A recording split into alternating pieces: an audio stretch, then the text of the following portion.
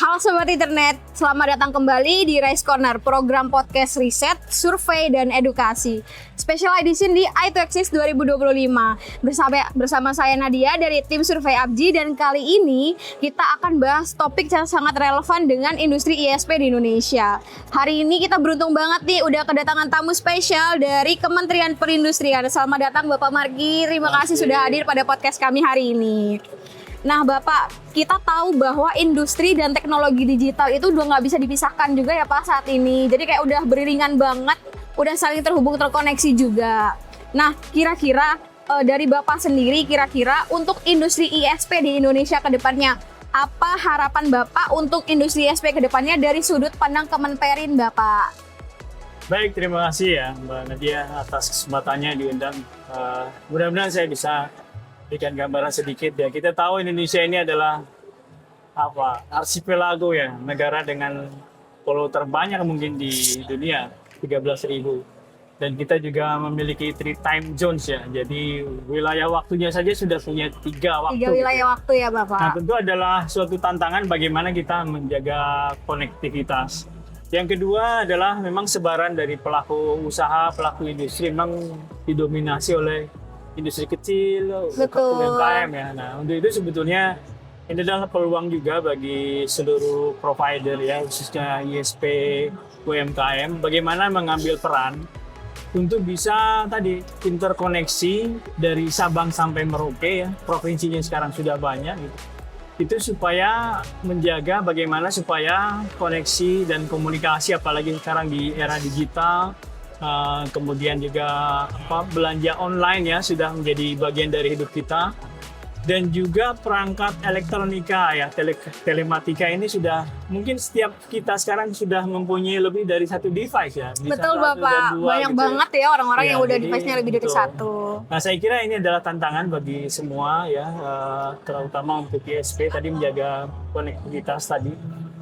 Harapannya memang dalam event ini, kebetulan juga ini ABJI hadir di sini, tentu bagaimana kita bisa mengambil peran itu, sekaligus juga mengambil nilai tambah sebesar-besarnya. Karena di event ini kita mengharapkan bahwa ketercapaian misalnya di HKT ya, handphone, komputer, tablet itu, TKDN atau tingkat kandungan dalam negerinya itu minimal 35%. Oke, baik. Begini juga sekaligus juga himbauan kepada semua pelaku usaha ya, ISP-nya, agar memperhatikan juga bahwa peralatan device ya, Internet of Things-nya juga memperhatikan tingkat kandungan dalam negeri. Bagaimana di pameran juga bisa dilihat bahwa sebetulnya banyak penyedia yang juga sudah melokalisasi ya, melakukan tingkat kandungan dalam negeri, baik dari riset, dari desain, dari peralatannya sendiri, agar kita memberikan bukan hanya konektivitas ya, tapi juga nilai tambah terhadap hulu hilir dari industri Internet of Things ini. Kurang lebih gitu mungkin Mbak. Oke, siap. Berarti memang TKDN ini diharapkan juga udah semakin melokal ya Pak ke industri ISP yang ada di Indonesia gitu ya. Oke, selanjutnya nih kita pengen tahu juga Pak, gimana kira-kira harapan Bapak dari Kemenperin ke depannya untuk kolaborasi bersama dengan ABJI gitu ya Pak ya?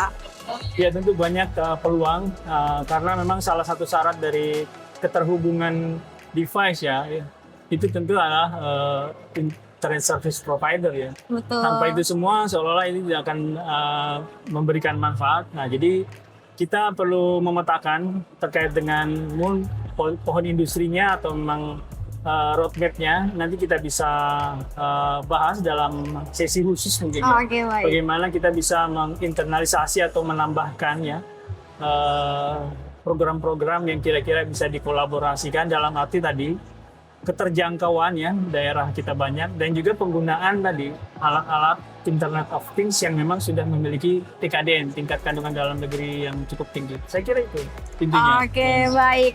Waduh, kali ini kita diskusi banyak juga ya dengan Kementerian Perindustrian tentang ISP di Indonesia, teman-teman. Terima kasih banyak Bapak Marky atas wawasan yang sangat insightful ini ya Pak. Semoga kedepannya kolaborasi antara pemerintah, industri, dan juga ABJI gitu ya, dan industri digital Indonesia bisa tumbuh lebih pesat merata dan berdaya saing global, teman-teman. Nah, Sobat Internet, itulah seputar lanskap industri digital ISP di Indonesia. Untuk info selengkapnya tentang data hasil survei APJI 2025 sudah bisa di-download di website survei APJI di survei.apji.or.id. Saya Nadia dari tim survei APJI, pamit undur diri. Terima kasih banyak, Bapak. Terima kasih, sama-sama.